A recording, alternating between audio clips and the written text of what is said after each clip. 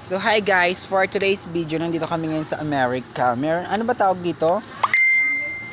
Nandito siya ngayon. Kaya nyo ba yan? My God, ang sarap talaga ng buhay sa America. Ayan ha, may narating na ako. Nandito na ako. Saan ba ito makikita? Hindi ko alam kung anong country to but we're in America. Look!